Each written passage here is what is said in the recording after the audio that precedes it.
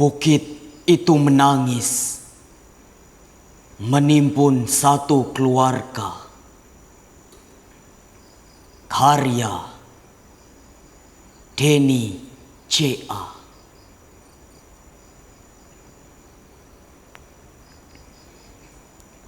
Musibah banjir besar di Sumatera bulan November 2025 telah menelan lebih dari 850 nyawa.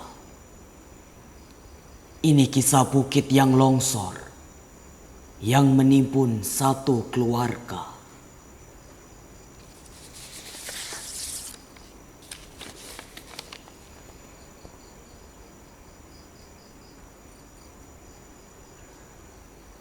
Aku adalah bukit yang sangat tua. Jauh lebih tua dari riwayat semua keluarga yang pernah berteduh di bawah kakiku. Dulu, hutan tumbuh di dadaku menjadi untayan doa yang tidak pernah putus. Akar-akar panjang menahanku seperti tangan-tangan para leluhur yang menjaga dunia. Tetap seimbang. Warga desa memetik sedikit, menebang satu pohon, lalu dua pohon untuk kayu dapur. Untuk membangun rumah kecil, untuk menghangatkan malam mereka.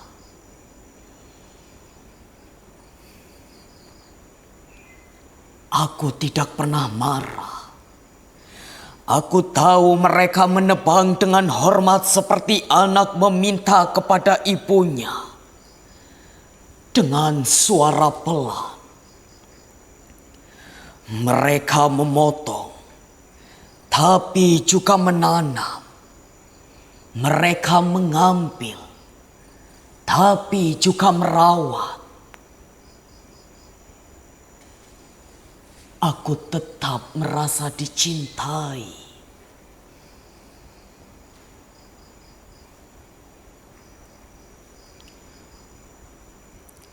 Tapi mereka berbeda.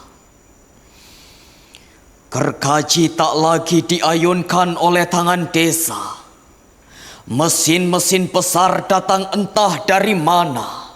Suara logamnya dingin tanpa nurani. Perusahaan-perusahaan itu naik ke punggungku menjadi pasukan yang lapar, menggunduli rambut hijauku, menelanjangiku sampai ke tulang. Setiap pohon yang tumbang menjadi angka dalam laporan laba, menjadi jembatan menuju rekening mereka, bukan menuju kehidupan. Akar-akar penjagaku dicabut, bukan oleh orang yang merawatku, melainkan oleh mereka yang bahkan tak tahu nama desaku.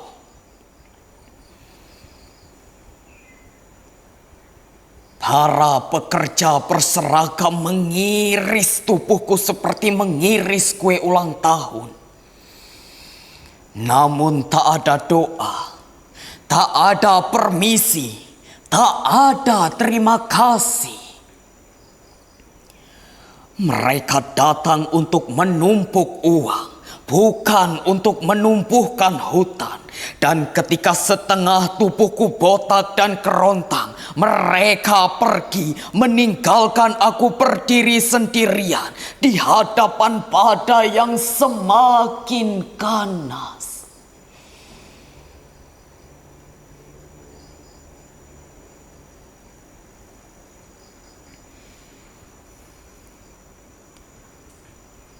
Pada malam itu,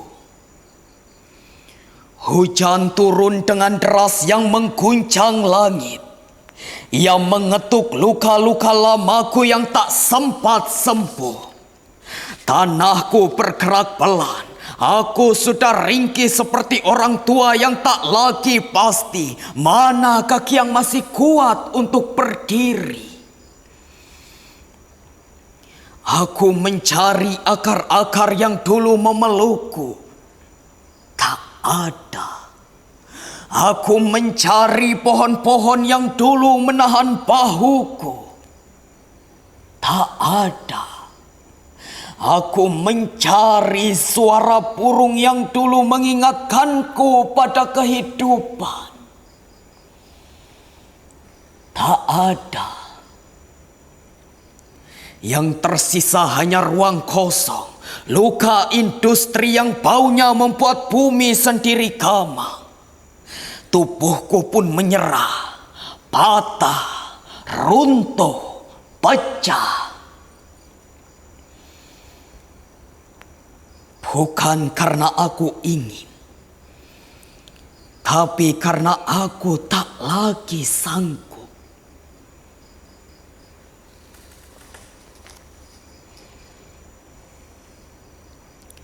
Di bawah tubuhku, sebuah mobil putih kecil berhenti hanya untuk istirahat.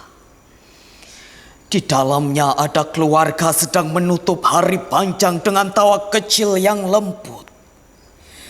Gadis itu sempat memungut daun berbentuk hati dari pohon terakhir yang masih tersisa.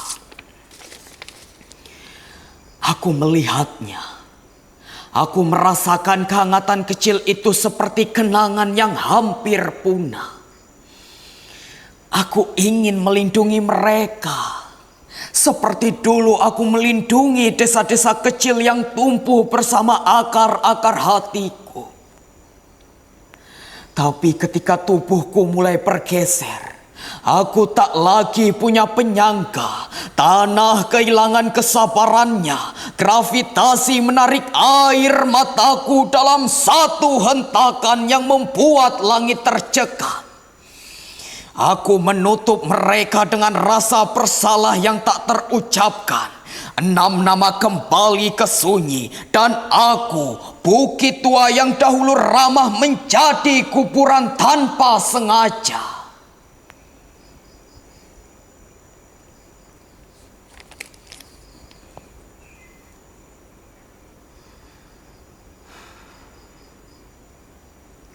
Ketika aku runtuh, kampung-kampung kecil ikut hancur. Sungai meluap membawa amarah yang lama disembunyikan. Jembatan patah karena janji yang tak pernah ditepati. Rumah-rumah terbalik menjadi hidup yang dikocok oleh tangan raksasa. Orang-orang berkata, hujan terlalu deras. Tanah tak kuat, ini musibah.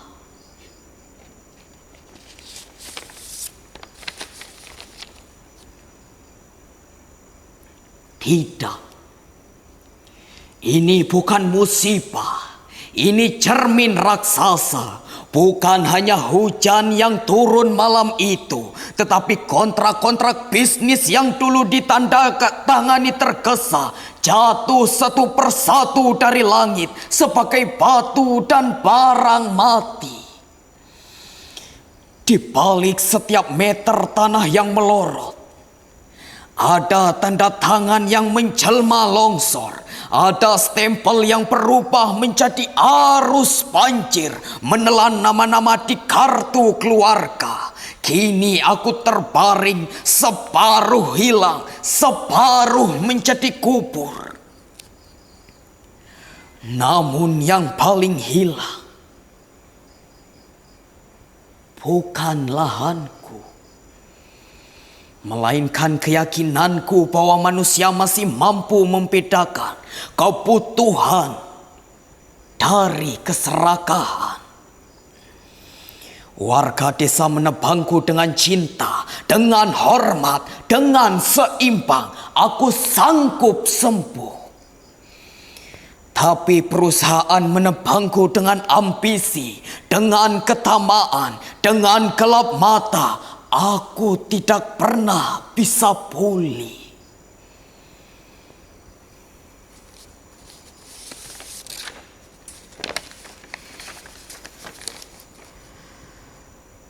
Di kota jauh, di ruang rapat ber-AC, di sebuah perusahaan metropolitan, angka-angka laba tumbuh di layar seperti hutan palsu. Grafik keuangan naik itu sesungguhnya peta jenazah. Tiap garis hijau adalah nisan yang disamarkan. Di dalam rekening mereka ada lumpur di antara digit. Ada napas terakhir yang dipadatkan menjadi bonus akhir tahun. Belajarlah bahwa pohon bukan hanya kayu, ya saudaramu sendiri, tulang dunia. Bahwa hutan bukan lahan kosong, ya keluargamu sendiri, jantung yang berdetak untuk semua makhluk.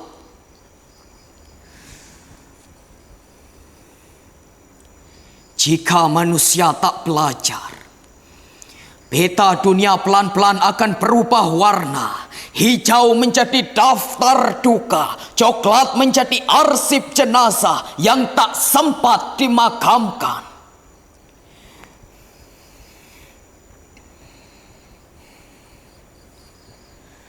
Di langit, awan akan menyalin diri menjadi fotokopi surat protes yang tak pernah kalian baca. Turun sebagai hujan yang menghapus alamat rumah dari setiap kartu keluarga.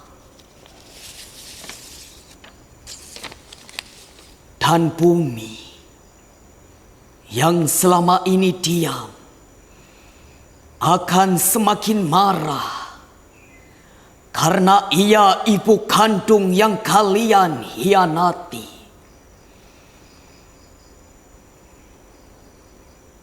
Paris, 6 Desember 2025.